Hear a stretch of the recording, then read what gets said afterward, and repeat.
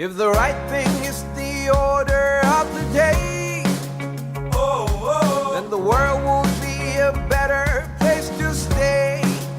A corrupted mind is your worst enemy. So I suggest you do the right thing starting today. 'Cause you are the light, you are the sign, you are the only hope keeping hope alive. Hello and welcome to Mending Manners with Flo on Unilag 103.1 FM, the first campus station in Nigeria. We're reaching you live from Unilag Media Center. My name is Florence Okavai and I'm your regular host. I say a very big thank you for staying on the tune and giving us those feedbacks every week. It makes us go a long way. Last week we discussed teachers as nation builders, but today we are looking at something very different, and then girls have constantly struggled with identity. They've struggled for acceptance, recognition in a world that is biased against them, in a world that is created by men. Call it patriarchy, call it male chauvinism, and all those names we like to tag them. But I have guests in the studio who will look at our discussion today as we look at the girl child in a biased society. Don't go away. We'll be right back. Just do the right thing. Do the right thing. Do the right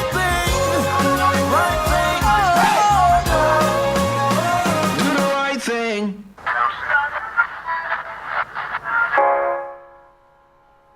Yes, welcome back. And if you just joined us, this is Mending Manners with Flo on Unilag 103.1 FM, the first campus station in Nigeria. And Mending Manners is your program that talks about social issues that affect us as individuals, community, and society.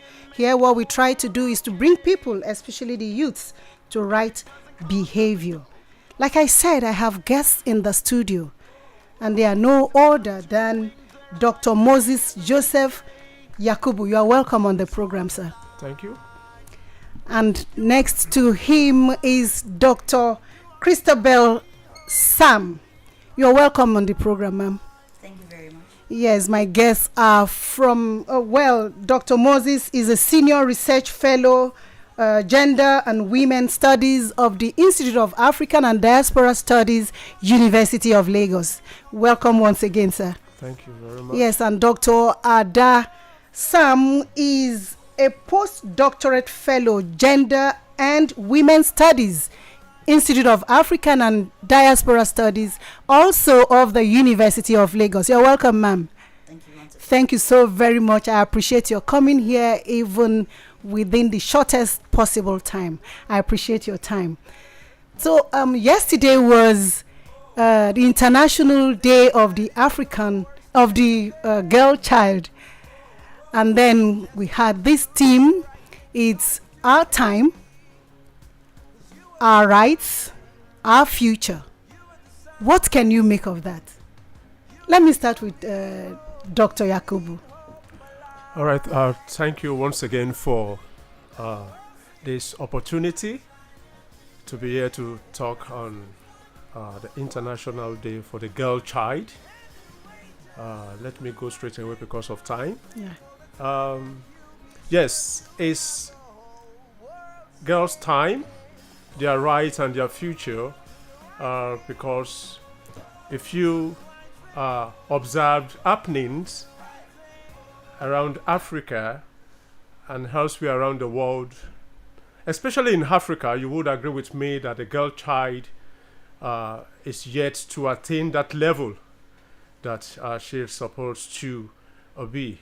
So many factors, so many issues have played together to relegate the girl child to the background.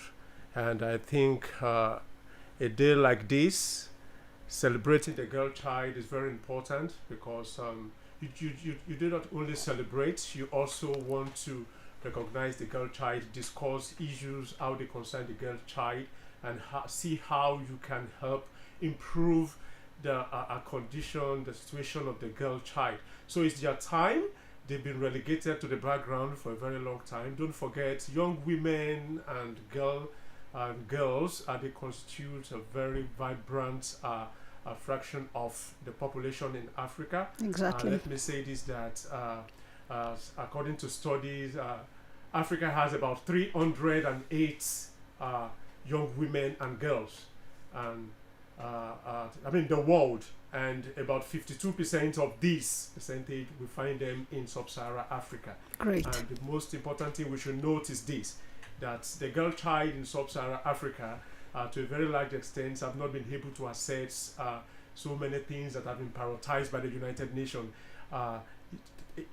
Issues like access to education, access to social security, access to nutrition, access to youth empowerment, and gender equality. So it is their time, it is their right, and this is just the time. Thank you so very much. I'm sure Dr. Abasam has something to add. You are a woman first and foremost. And so, do you agree it's your time? Exactly. So let me say thank you to your listeners. I want to say that it's indeed our time, our right, and our future. And if you look at the conditions that led to the inauguration of the International Girl Child Day, it's 10 years, 2022. Yeah. It was first in 2012. So 10 years down the line, if we look at the track record, before now, the condition of the girl child, and after 10 years, the trajectory in the formal sector, in the informal sector, we can boldly say that it is indeed our time. And Dr. Yakubu was talking about things that a girl child continues to suffer. So in terms of education, there were programs that were clear-cut men programs, so if you were going to go to the university, people were not expecting the girl child, for example, to enroll onto engineering, for example. That's right. And to certain specific disciplines. But this time, we can attest to women in professions that were clear-cut for men, Yeah. and other areas that we have cause to celebrate, even though we do not want to overlook the fact that there are still a lot more things to cover in terms of our future and our right, but it is indeed our time. Thank you very much. Yes, then there's this saying that gender has taken a different meaning. And so when you talk about gender, you no longer talk about man, woman. And then I want to ask you, who really is a girl child? Okay. Yes. When we talk about gender, if you look at the one-sided privilege that the men enjoyed over time, Great. then anytime we talked about gender, then the focus came to women. But gender actually has to do with both men, women, and evolving genders. And so if we talk about the question says Who really a girl? the girl is. child. Okay, so vis-a-vis gender, you talk about this gender. is a female, Yeah. a young female that wants to survive in this patriarchal society. So it's just a young female. We do not want to rule out this evolving genders, but whatever it is, this person must possess a certain female recognized genitalia. Then we can call this person a female or a girl child. Okay, thank you very much. You mentioned the things that girl lack. We lack certain percentage of inclusiveness, in the areas of education, in the areas of profession, be it politics. How can we break this bias? Because like I said, we live in a society that is biased against women. Dr. Yakubu. Yes, thank you. The United Nations and even African Union today they talk about inclusiveness in terms of education, social security, and what have you. That both sexes should be involved in whatever evolved around their world. So I want to say that for this to really happen, there should be action plans.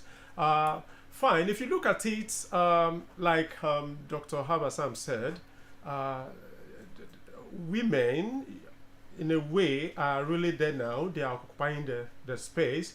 But I think the government can be more practical in their approach. And this is the only way young women and girls can have access to all of this education and what have you.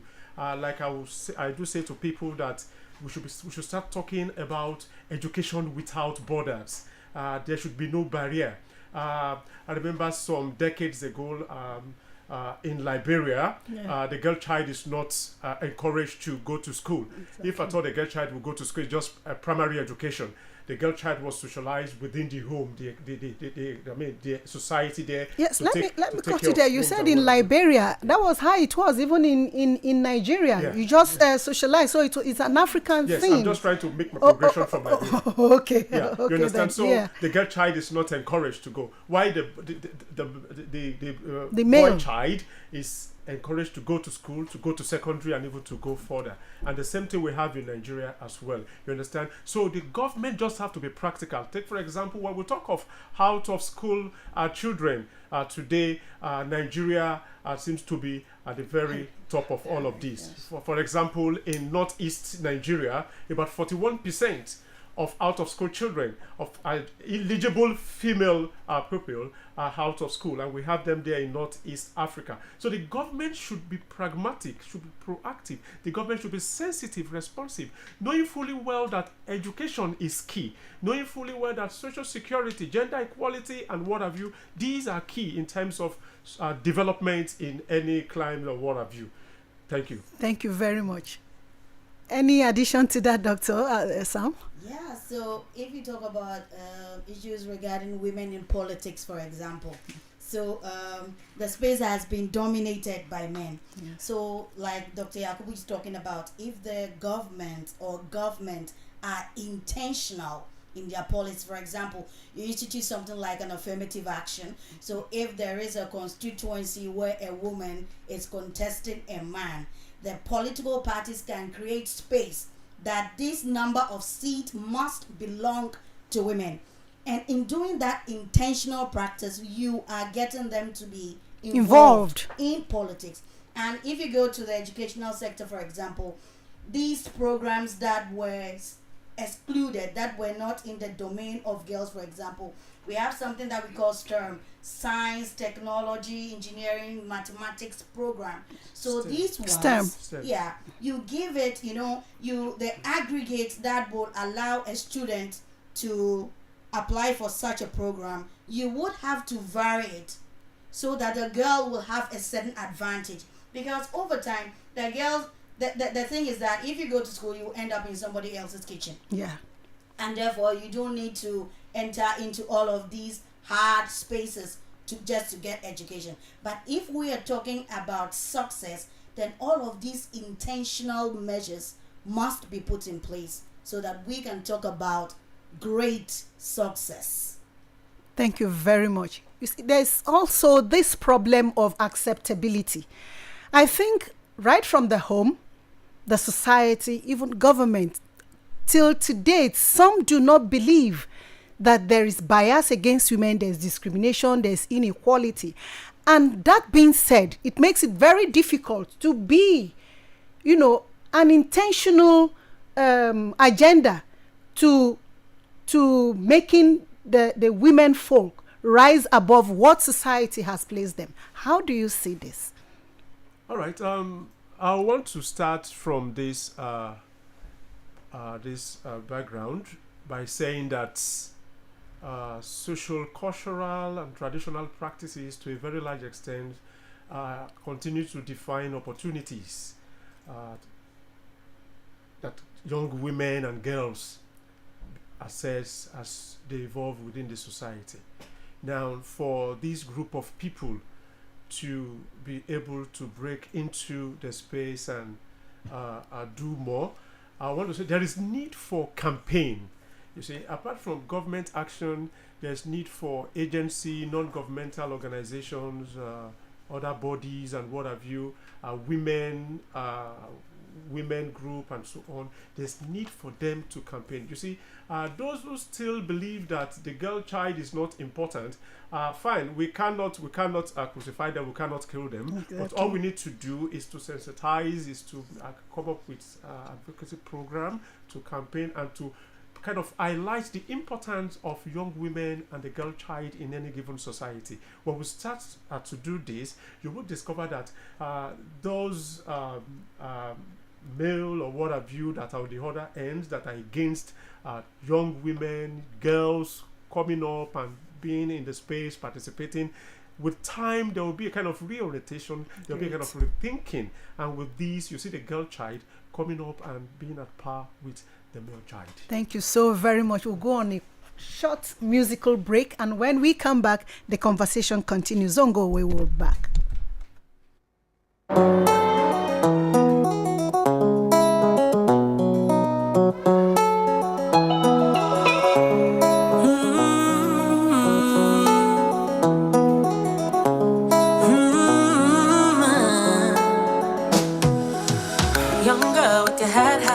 But you never really had your chance. First your hands tied, then your pride's down, and you're casted in a monkey stance. And around with the winners hold the cards. They chose to leave you and not the start. But your close trace from the fatherland, the beauty they no go feed understand. We're taking over in a different way. We found a magic and it's here to stay. Cause my fro flies and my prince real fly. They enjoy this love, I no go lie. I didn't enjoy this life, I know go lie. I go on enjoy my life before I die. I'm an African girl, oh girl, oh girl, oh girl. Say what you want about me, but you can't even try to bring me down. I'm an African girl, oh girl, oh girl, oh girl. Say what you want about me, I'm fine, you see, cause I'm an African girl.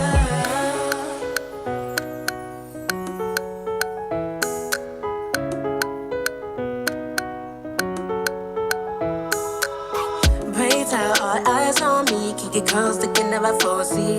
But now my hips move fast like the ocean. My curves out here starting a commotion. Now come watch my locomotion. We're taking over in a different way. We found a magic and it's here to stay. Cause my fro flies and my prince real fly. They enjoy this love, I know go lie. I go enjoy my life before I die. I'm an African girl, oh girl, oh girl, oh girl. Say what you want about me, but you can't even try to. Yes, welcome back. And if you've just joined us, this is still Mending Manners with Flo, and we are looking at the girl child in a biased society. I have guests in the studio, Dr. Yakubu and Dr. Abasam, both from the Institute of African and Diaspora Studies from the University of Lagos. And the music we've just heard is African Girl by Anabi Music. Yes, they say we are here to stay. Say what you want to say, but we are here to stay because we'll overcome. And that is the story of the African girl. Talking about African girl, Dr. Sam, you are Ghanaian and you are here in Nigeria. I just want to say or know whether you have any cultural shocks you've experienced or you've heard, you've read, you are in research, and then how do we marry the two? What can you say about the things that are culturally acceptable in Ghana?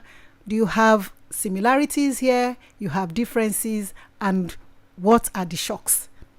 Okay.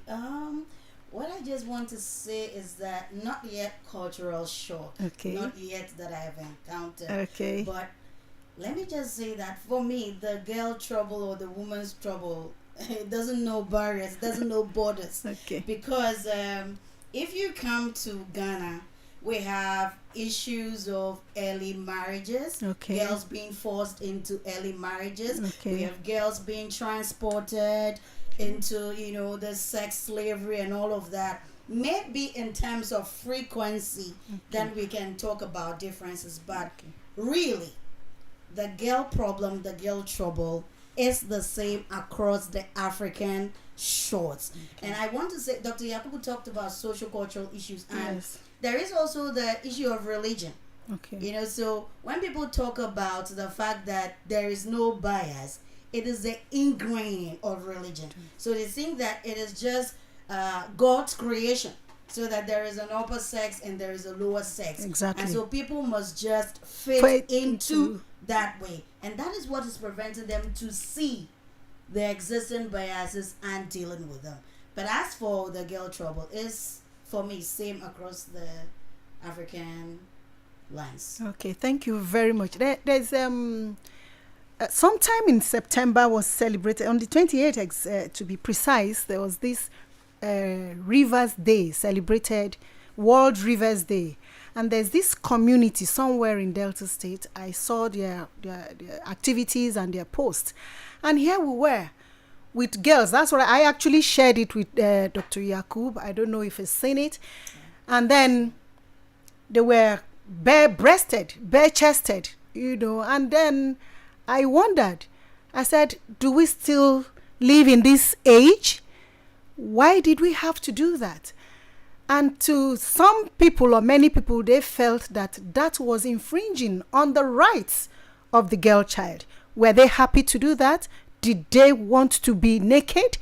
And then we had responses like, women flaunt their bare bodies, and so if they have to do it for culture, why not? So how do you react to that?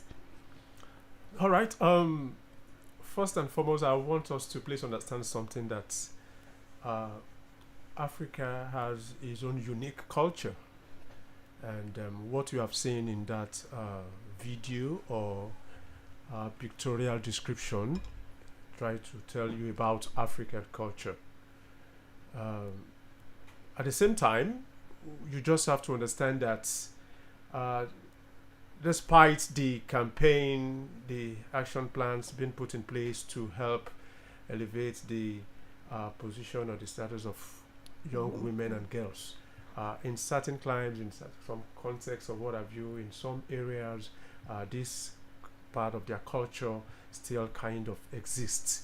And so you need to do more work there. What you have seen, we have it in part of Edo State as well. Okay. Some call it virginity dance. Okay. They will tell you it's for a particular age grade for the single, that men will, in a way, they have their own, the male counterpart, where they come and pick their own wives and, what have you. Yeah, but the men don't go naked. That is, Yeah. I think that's where the disparity comes in. Yeah. The men don't go naked, but we just have to get something. We cannot overturn this all, just overnight. I'm not saying that the girl child has no right to challenge that particular practice. Yes, they have the right to challenge that particular practice. But let's get something clear. Back there in the rural area or traditional setting, most of these girls or their parents, their guardians, still kind of, to a very large extent, uphold this tradition. So you have to break through first into there before you can now really educate, before you can talk to these girls, because some of them believe this is life and this is how it should be. It should be done. So you have to first of all break through into that tradition, try to get the parents, and then you gradually see how you break that barrier. Then they start seeing reason why they need to kind of halt this kind of practice. Okay, so how do we break the barriers? Yeah, we've said it before now. You have to embark on campaign. Okay. So you have to embark on campaign. At this point, I wouldn't just say policy, because you don't just come up with policy to want to alter a particular culture, but campaign. We now need the non-governmental organization. Okay, advocacy. We need advocacy and what have you to start coming up with programs that will now points to the fact that, look, this is, it depends. at this point, I want to say that we are not trying to discuss what is good or what is bad, but you just want to bring it out that women or young women or girls, they have the right to live their life and spend their time the way they feel like. Okay. Thank you very much. Yeah. Does Dr. Sam have anything to add to that? I just want to say that this the picture, I've seen it. Okay. We have a similar thing in Ghana. We call it depot. Okay. Which is why I said I have not yet encountered any cultural shock. Yeah, yes. We have depot and they go, bare-chested and all of these ones. And like Dr. Yakubu said, culture is something that has lived with us. And if we want to make any meaningful change, we must, first of all, do our advocacy or our activism bearing in mind the reasons why all these things were instituted. Otherwise, if we do not get the basis for all of these things, we will simply read meanings into it as having to infringe on the rights of girls. But if we get into the nitty-gritties, the reasons why all of these, then we can marshal great advocacy that will help us solve the issue of being, segregated or being... Thank you so very much. So in just a sentence, what do you say to women, girls? Okay, I want to say that it's our time. We are making progress. We must sustain the gains so that the future will be brighter. Thank you very much. And you, Dr. Yakubu? Yes, good thing I'm a man. Yeah. But I want to say that for women outside there, it's your time.